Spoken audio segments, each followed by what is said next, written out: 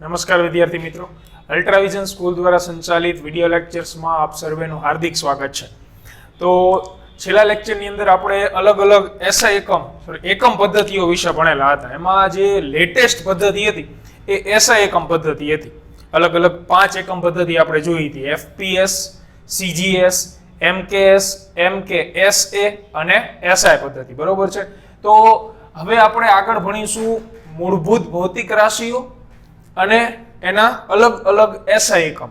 બરોબર. આપણે આ જે રાશિ છે એના વિશે ભણી ગયા હતા. મૂળભૂત ભૌતિક રાશિ એટલે શું કે એવી રાશિઓ કે આમના એકમો તમે નક્કી કરી લો તો પછી ફિઝિક્સમાં આવતી બાકીની બધી રાશિઓના એકમો ખૂબ જ સહેલાઈથી મેળવી શકાય. તો આવી તમારે ભૌતિક રાશિઓ માત્ર 7 યાદ રાખવાની છે, અલગ અલગ. બરોબર છે. તો એ રાશિઓ વિશે જોઈએ આપણે.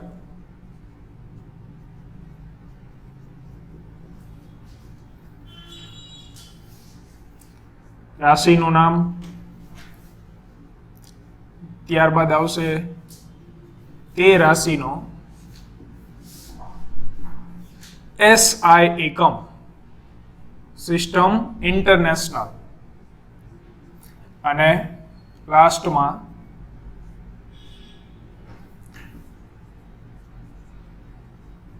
એકમની સંજ્ઞા.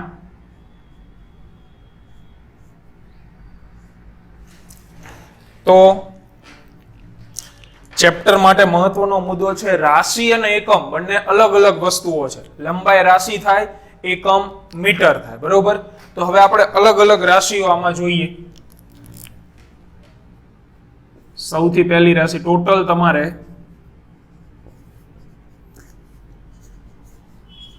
7 રાશિઓ યાદ રાખવાની છે, નામ, એકમ અને એકમની સંજ્ઞા સાથે. તો સૌથી પહેલા લંબાઈ, ત્યારબાદ દળ, એના પછી સમય. તો આ 3 તો જનરલી બધાને યાદ હોય. બરોબર છે. આપણે આની વ્યાખ્યા લખાઈ હતી ત્યારે આ 3 રાશિઓ તો ત્યાં લખેલી હતી. ત્યારબાદ ચોથી રાશિ આપણે જોઈ ગયા હતા એમકેએસએ પદ્ધતિમાં. એ જે હતો એ એમ્પિયર હતું. તો એમાં રાશિ કઈ હતી? વિદ્યુત પ્રવાહ. ત્યારબાદ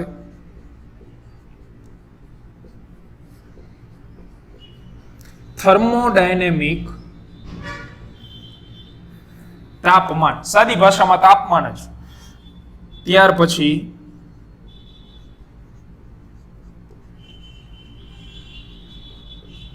દ્રવ્યનો જથ્થો, અને છેલ્લી રાશિ જ્યોતિ તીવ્રતા. તો ટોટલ આ 7 રાશિઓ તમારે નામ સાથે, એના એકમ સાથે અને એકમની સંજ્ઞા સાથે યાદ રાખવાની છે. ચાલો હવે આપણે આના એસઆઈ એકમો જોઈએ. તો લંબાઈનો એસઆઈ એકમ છે મીટર. એસઆઈ એકમ, બાકી ઘણા બધા એકમ આવે, સેન્ટીમીટર, કિલોમીટર, પણ એસઆઈ એકમ કયો છે? મીટર છે. ત્યાર પછી દળનો એસઆઈ એકમ છે કિલોગ્રામ. એના પછી સમય, સમયનો એસઆઈ એકમ છે સેકન્ડ. વિદ્યુત પ્રવાહ, તો વિદ્યુત પ્રવાહનો એસઆઈ એકમ છે એમ્પિયર. થર્મોડાયનેમિક તાપમાન, તો તાપમાનનો એસઆઈ એકમ થશે કેલ્વિન. દ્રવ્યનો જથ્થો, એનો એસઆઈ એકમ છે મોલ. જ્યોતિ તીવ્રતા, એનો એસઆઈ એકમ છે કેન્ડેલા. બરોબર છે.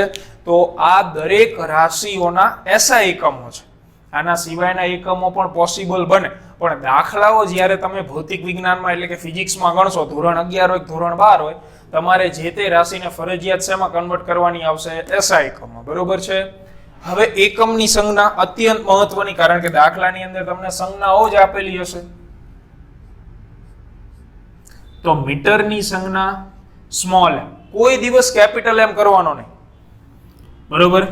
કિલોગ્રામ, તો કિલોગ્રામની સંજ્ઞા છે કેજી. કે ફરજિયાત સ્મોલ હોવો જોઈએ, જી પણ સ્મોલ હોવો જોઈએ. વચ્ચે કે અંતે પૂર્ણ વિરામ કરવાનું નથી. અમુક વિદ્યાર્થી આવી રીતે લખતા હોય, ધેટ ઇઝ રોંગ. બરોબર, ખાલી આવી રીતે લખવાનું છે કેજી. સેકન્ડ, તો small S ampere, capital A kelvin, capital K mole, તો એને આપણે સ્મોલ લેટરમાં લખવાનું MOL, candela, small C small D. તો આ જે છે એ દરેક રાશિઓની સંજ્ઞાઓ છે. સોરી, રાશિઓની નહીં, એકમોની સંજ્ઞાઓ છે. રાશિઓની સંજ્ઞા અલગ વસ્તુ છે. તો આ કોષ્ટક વ્યવસ્થિત રીતે ફેરબુકમાં લખીને એક વખત મોઢે લખી નાખવું. આ જે લખેલું છે અત્યંત મહત્વની ચીજ છે, બરોબર છે? એટલે આમાં ક્યાંય ભૂલ ન પડે એની તકેદારી રાખવી. ચાલો, આને ઉતારી લો ફેરબુકમાં, પછી આપણે આગળ વધીએ.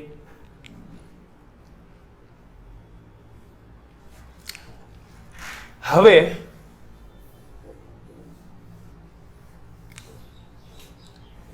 ત્યાર પછીનો ક્વેશ્ચન કે એસઆઈ એકમ પદ્ધતિ જે છે એને વાપરવા માટેના અમુક નિયમો બનાવેલા છે. તો આ જે ક્વેશ્ચન છે 2 અથવા 3 માર્કમાં પૂછાય છે.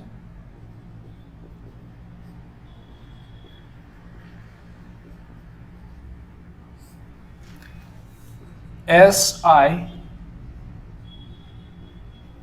એકમ પદ્ધતિ વાપરવા માટેના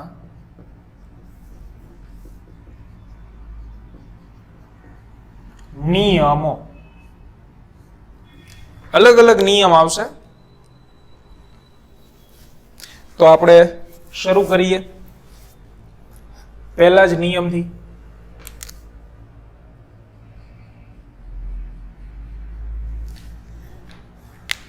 તો આને વ્યવસ્થિત સમજજો.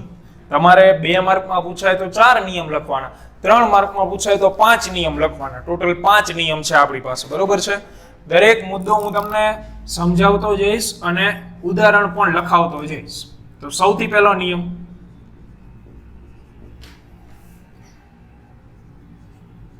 કે દરેક એકમોને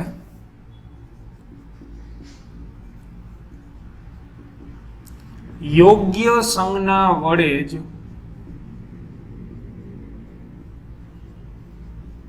દર્શાવવા. એટલે જે સંજ્ઞા નક્કી કરેલી છે એમાં કોઈ ફેરફાર તમે કે હું કરી શકીએ નહીં. દાખલા તરીકે મીટરની સંજ્ઞા સ્મોલ એમ છે તો એ સ્મોલ એમ જ રહે. એમાં પછી આપણને ઈચ્છા પડે તો આપણે કેપિટલ એમ લખીએ, ચાલે નહીં, બરોબર છે? કિલોગ્રામની સંજ્ઞા સ્મોલ k × g છે તો એ સંજ્ઞા એમનામ જ રહેશે. તો સંજ્ઞામાં કોઈ ફેરફાર કરવો નહીં.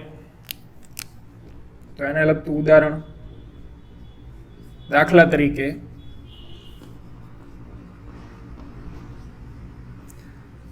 મીટરની સંજ્ઞા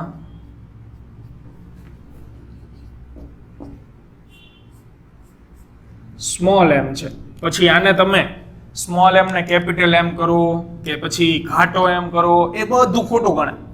સ્મોલ એમ જ કરવાનો મીટર માટે, બરોબર છે? ચાલો, બીજો નિયમ, કોઈ પણ એકમના સંકેતાક્ષરો ની વચ્ચે કે અંતમાં પૂર્ણ વિરામ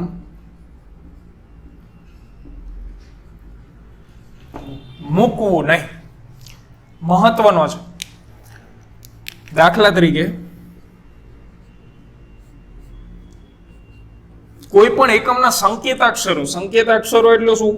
અક્ષરો, એની વચ્ચે કે અંતમાં પૂર્ણ વિરામ ક્યારેય ન મૂકવું. જેમ કે કિલોગ્રામ હોય એને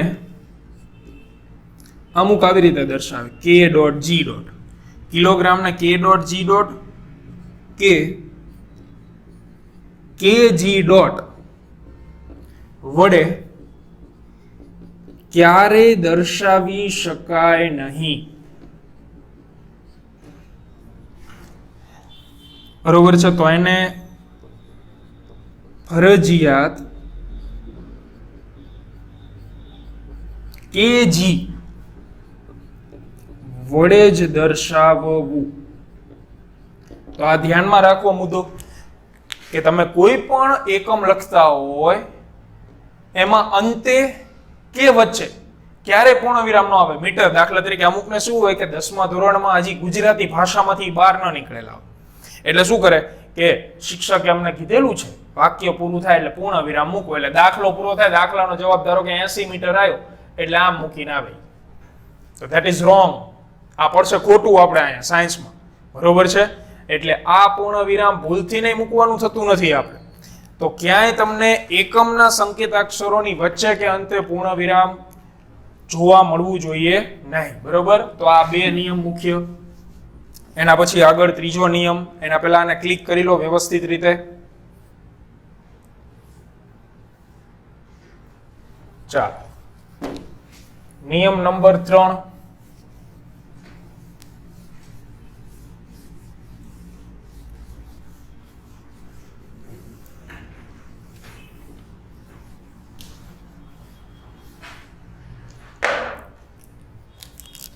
ત્રીજો નિયમ,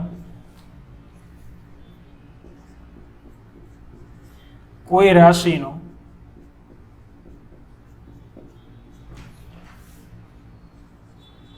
બહુવચનમાં ઉપયોગ કરવામાં આવે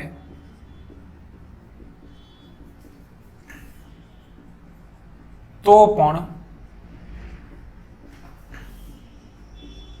તે રાશિના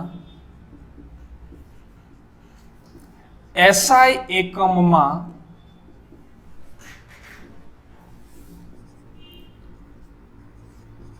કોઈ જ ફેર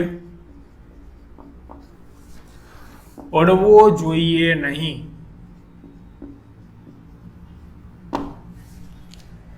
સમજવા જેવો મુદ્દો. કોઈ પણ રાશિનો તમે ઉપયોગ કરો છો, ધારો કે એને એક વચન નહીં બહુવચનમાં ઉપયોગ કરો છો. રાશિ એટલે ડાબી બાજુ લખેલી હતી લંબાઈ, દળ, સમય, એ બધું. બરોબર, હવે ધારો કે મારે 1 મીટર દર્શાવવા છે, તો 1 મીટર માટે હું શું લખીશ? લંબાઈ. આવી રીતે length is equal to 1 metre. 500 metre લંબાઈ લખવી હોય તો આ બદલાનું ક્યાંય જોયું છે? 500 મીટર્સ, 5 કિલો ઘઉં લેવા ગયા હોય તેવું કીધું 5 કિલોસ ઘઉં આપો, એમ શક્ય જ નથી. એટલે તમે બહુવચનમાં એનો ઉપયોગ કરો, એટલે કે મોટી કિંમત હોય ત્યારે, કે એક વચનમાં ઉપયોગ કરો.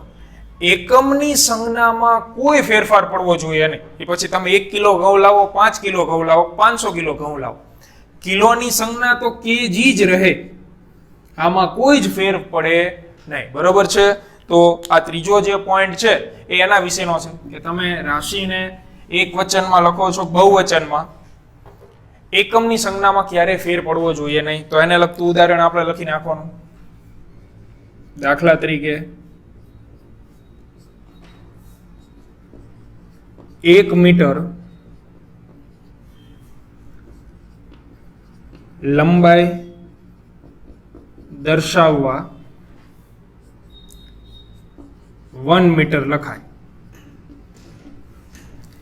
જ્યારે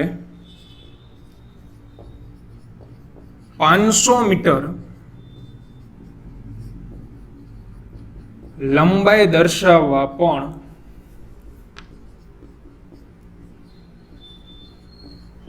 500 મીટર જ લખાય.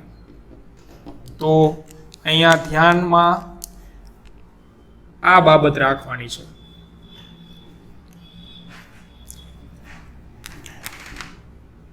તેને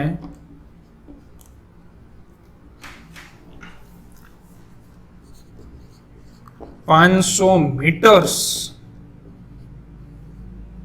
ન લખી શકાય. બરોબર. તો આ મુદ્દો વ્યવસ્થિત સમજી લેવાનો છે આને કે તમે એકવચન એટલે કે નાના મૂલ્ય માટે લખો કે મોટા મૂલ્ય માટે લખો, એકમની સંજ્ઞા બદલાવી જોઈએ નહીં. બરોબર છે. ચાલો આના પછી આપણે આગળ વધીએ. ચોથો મુદ્દો,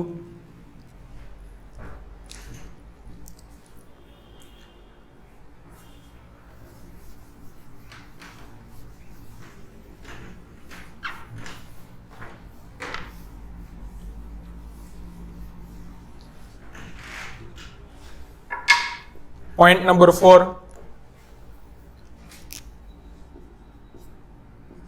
કે કોઈ એકમ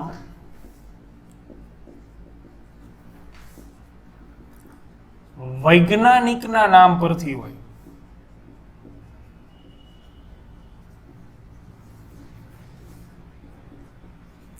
તો આ વૈજ્ઞાનિકે શોધેલો એકમ, રાશિની શોધ જ વૈજ્ઞાનિકે કરેલી હોય, દાખલા તરીકે ગુરુત્વાકર્ષણ બળ એ ન્યૂટને શોધેલું છે, તો બળનો એકમ ન્યૂટન છે, તો એને દર્શાવવા માટેની બે રીત આવશે. બરોબર. તો એ ધ્યાનથી સમજી લો.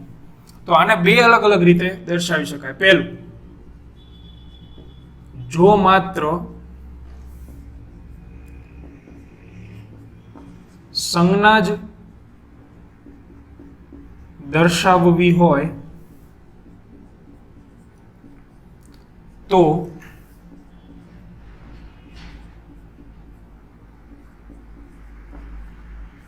કેપિટલ અક્ષર વડે દર્શાવવી. આનું હું તમને એક્ઝામ્પલ આપીશ એટલે ખ્યાલ આવી જશે. બરોબર છે. જો તમારે માત્ર સંજ્ઞા જ દર્શાવી હોય એ એકમની તો કેપિટલ અક્ષર વડે દર્શાવવાની, અને જો આપણે સંજ્ઞાની જગ્યાએ આખું નામ દર્શાવવું હોય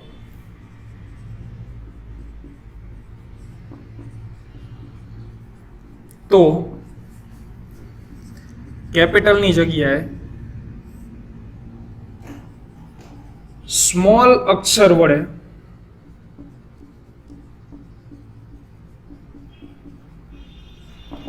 દર્શાવો. તો આ બે નિયમ છે. હવે આમાં ઉદાહરણ લઈએ આપણે. દાખલા તરીકે બળનો જે એકમ છે એ પછી ગમે એ બળ હોય, એ ન્યૂટન છે. તો હવે તમારે દાખલામાં જવાબ આવ્યો 5 ન્યૂટન, તો એને તમે બે રીતે દર્શાવી શકો કે 5 ન્યૂટનને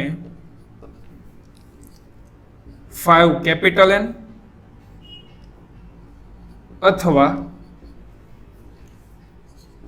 5 ન્યૂટન વડે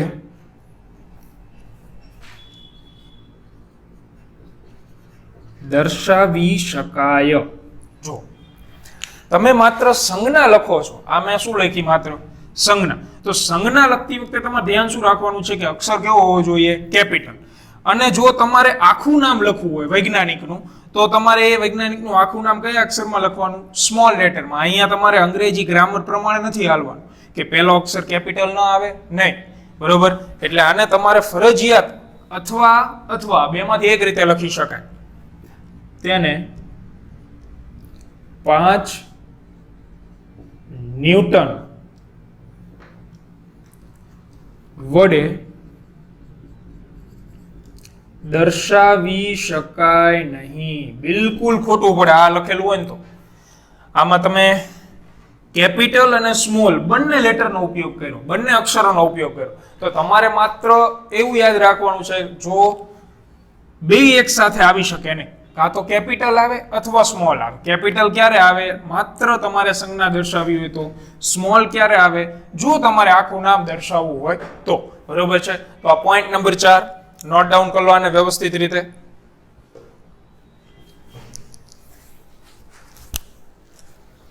અને હવે છેલ્લો મુદ્દો,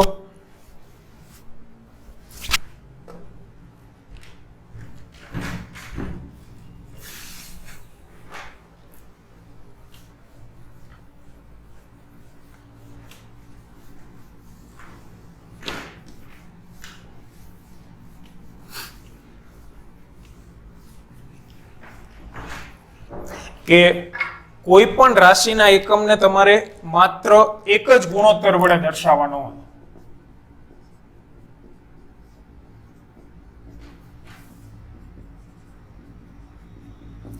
કોઈ પણ રાશિના એકમને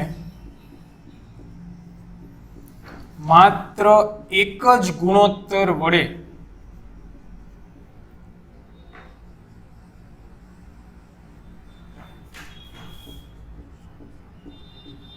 દર્શાવવો જોઈએ.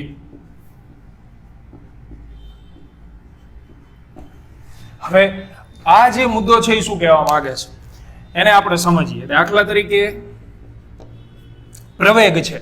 પ્રવેગ તમારે જનરલી અત્યારે આવેલું ન હોય એટલે પ્રવેગનો એકમ છે મીટર પ્રતિ સેકન્ડ સ્ક્વેર, અથવા તમને યાદ હોય તો દબાણનો એકમ છે ન્યૂટન પ્રતિ ક્ષેત્રફળ એટલે મીટર સ્ક્વેર. બરોબર, તો બે માંથી કોઈ પણ એક લઈએ આપણે. દાખલા તરીકે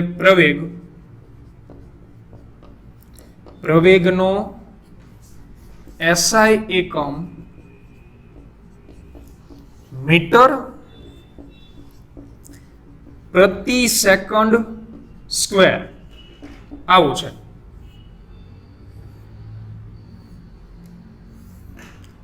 આ એનો SI એકમ છે. તો આને હવે આપણે સંજ્ઞા સ્વરૂપે કઈ રીતે દર્શાવવું? તો તેને મીટર પ્રતિ સેકન્ડ સ્ક્વેર, અથવા આ સેકન્ડ સ્ક્વેર ઉપર આવે એટલે એની કેટલી ઘાત છે? +2 છે ને. ઉપર આવે એટલે કેટલી થઈ જશે? -2 એટલે મીટર ઇન્ટુ સેકન્ડની -2 ઘાત. સેકન્ડ સ્ક્વેર હતું, ઉપર આવે એટલે માઇનસ ઘાત થઈ જશે. વડે દર્શાવી શકાય. આ બે રીત સાચી છે, પ્રતિ સેકન્ડ સ્ક્વેર અથવા ગુણાકારમાં સેકન્ડની -2. પરંતુ તેને મીટર પ્રતિ સેકન્ડ વડે દર્શાવી શકાય નહીં. આ રીત જે છે એ ખોટી પડે. જો આમાં કેટલા ગુણોત્તર આવ્યા, કેટલી વખત ભાગાકાર આવે છે?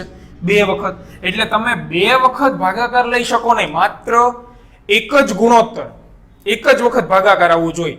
આમાં કેટલી વખત છે ભાગાકાર? માત્ર એક વખત. આમાં તો છે જ નહીં. એટલે તમારે આ જે રીત છે કે જેમાં 2 વખત ગુણોત્તર આવે છે એ રીત શું ગણાય? ખોટી. તો કોઈ પણ એકમ હોય એને માત્ર તમારે એક જ ગુણોત્તર વડે દર્શાવવો. તો આ 5 નિયમો છે SI એકમ પદ્ધતિ વાપરવા માટેના. ફટાફટ રિપીટ કરી લઈએ આપણે. સૌથી પહેલો નિયમ શું હતો? કે દરેક એકમોને યોગ્ય સંજ્ઞા વડે દર્શાવો. બીજો નિયમ શું હતો? કે એકમના સંકેતાક્ષરોની વચ્ચે કે અંતે પૂર્ણ વિરામ ક્યારેય મૂકવું નહીં. ત્રીજો નિયમ કે એકમને તમારે એકવચનમાં વાપરવો હોય કે બહુવચનમાં વાપરવો હોય, ક્યારેય એની સંજ્ઞામાં ફેરફાર થવો જોઈએ નહીં. ચોથો નિયમ કે એકમ વૈજ્ઞાનિકના નામ પરથી હોય તો એની 2 મેથડ છે. જો સંજ્ઞા સ્વરૂપે દર્શાવવું હોય તો માત્ર કેપિટલ લેટર, અને આખું નામ લખવું હોય તો સ્મોલ લેટર. અને છેલ્લો અને મહત્વનો નિયમ કે માત્ર એક જ ગુણોત્તર વડે એકમને દર્શાવો. એટલે આ પ્રમાણે. બરોબર છે? તો આને વ્યવસ્થિત પાકો કરી નાખો અને પછી આપણે આગળ વધીએ નેક્સ્ટ થિયરી તરફ.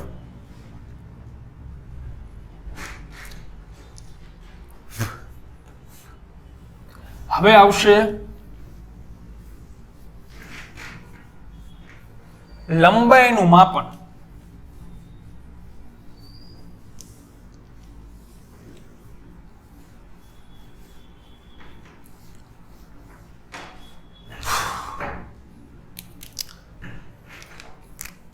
તો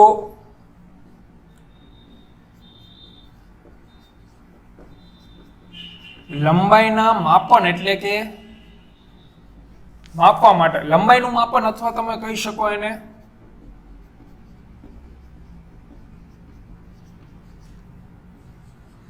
અંતરનું માપન. કારણ કે લંબાઈનો એકમ SI એકમ શું હોય? લંબાઈનો મીટર. એવી રીતે અંતરનો SI એકમ શું છે? મીટર. બરોબર છે? એટલે બંનેની વસ્તુ એક જ છે. તો લંબાઈના માપનની અંદર બેઝિકલી મુખ્ય 2 રીત જોવા મળશે. પહેલી રીત પ્રત્યક્ષ રીત અથવા પ્રત્યક્ષ માપન. જ્યારે બીજી રીત પરોક્ષ માપન. તો બંનેમાં આપણે ભણી કે બંનેમાં તમારે ડિફરન્સ શું આવે. તો આ જે પ્રત્યક્ષ માપન છે એની અંદર શું જોવા મળે કે આ રીતની અંદર લંબાઈ નું કોઈ સાધન વડે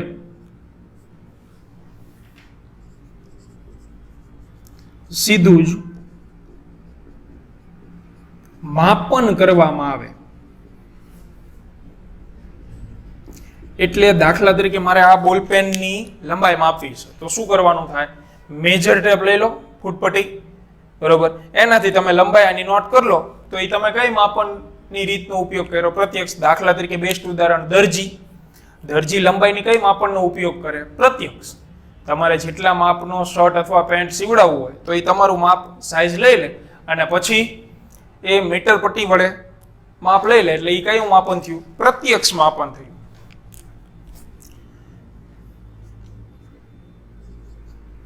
દાખલા તરીકે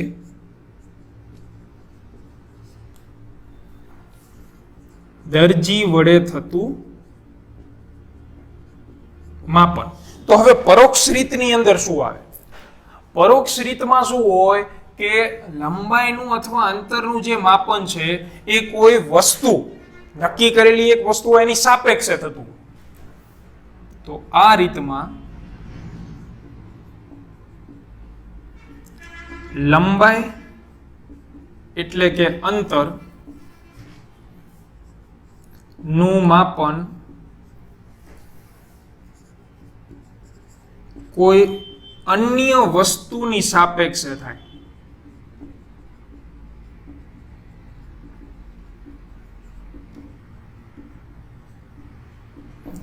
ઘણા બધા ઉદાહરણ છે. દાખલા તરીકે બે ભાઈ હોય, એક ભાઈ નાનકડો એવડો છે ઠીંગણો અને બીજો ભાઈ એની હાઈટ વધારે છે, અમિતાભ બચ્ચન ને ગોવિંદા લઈ લઈએ આપણે.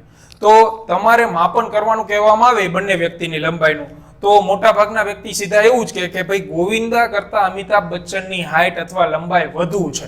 કેટલી વધુ છે તો કે અંદાજિત 5 ફૂટ જેટલી વધારે છે. તો એ તમે લંબાઈના કયા માપનનો ઉપયોગ કરી નાખો, પરોક્ષ માપન. એમાં તમે કોઈ એક વસ્તુ એટલે કે ગોવિંદા ભાઈની સાપેક્ષે અમિતાભ બચ્ચનની હાઈટ માપેલી છે, બરોબર. એટલે આમાં અંતરનું માપન એવી રીતે થાય. આ જે મેથડ છે એના વડે તમને મોટા અંતરોનો ખ્યાલ આવે. મોટા અંતરો જ્યારે મેળવવાના હોય ત્યારે આ રીતનો ઉપયોગ થાય. મોટા અંતરોના અથવા લંબાઈના માપન માટે ઉપયોગી રીત છે. જ્યારે આ રીત જે છે એ નાના લંબાઈના માપન માટે છે.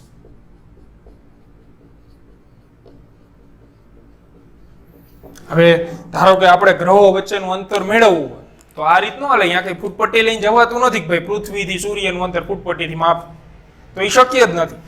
એ અંતરનું માપન પરોક્ષ રીતે થાય. કઈ રીતે, તો કે પ્લુટો હોય એ છેલ્લે આવેલો ગ્રહ છે, દૂરમાં દૂર, તો એની સાપેક્ષે બાકીના ગ્રહોનું અંતર નક્કી કરવામાં આવે. ભાઈ સૂર્યથી બુધ રહ્યો એ પ્લુટો કરતા આટલો નજીક છે, બરોબર. તો એમાં અંદાજ મેળવવાનો હોય. આમાં ટૂંકમાં આના માપન વડે તમને અંદાજો મળે. ચોક્કસ સાચું માપ મળે એવું જરૂરી નથી, અંદાજિત માપ તમે મેળવી શકો. તો આમાં નાના માપ બરોબર છે, પણ નાના માપ કેટલા આમાં આવશે, તો આમાં 3 માપ તમારે યાદ રાખવાના છે. 10⁻³ મીટરથી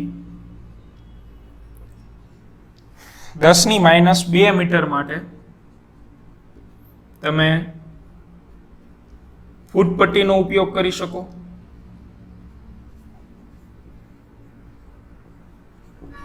આ થઈ ગયું સેન્ટીમીટરનું ક્રમ. 10⁻² મીટર એટલે 1 સેન્ટીમીટર થાય. એના કરતા નાનું માપ હોય એટલે 10⁻⁴ મીટર. તો એના માપન માટે વર્નિયર કેલિપર્સ વપરાય.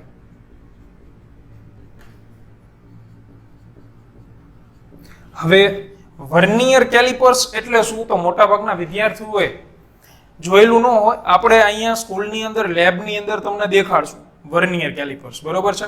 આ સિવાય જે વિદ્યાર્થીઓના પપ્પાઓને ફેક્ટરી હોય અથવા કારખાનું અથવા એને રિલેટેડ કોઈ બિઝનેસ હોય તો તમે એને પૂછી શકો કે વર્નિયર કેલિપર્સ કેવું હોય પપ્પા, એ તમને દેખાડશે. વર્નિયર કેલિપર્સ ફેક્ટરીની અંદર વધારે ઉપયોગમાં આવે, કારણ કે ઝીણું માપ હોય એ વર્નિયર કેલિપર્સ વડે માપી શકાય. અને હજી આના કરતા નાનું માપ હોય એટલે કે 10⁻5 મીટર, તો એના માપન માટે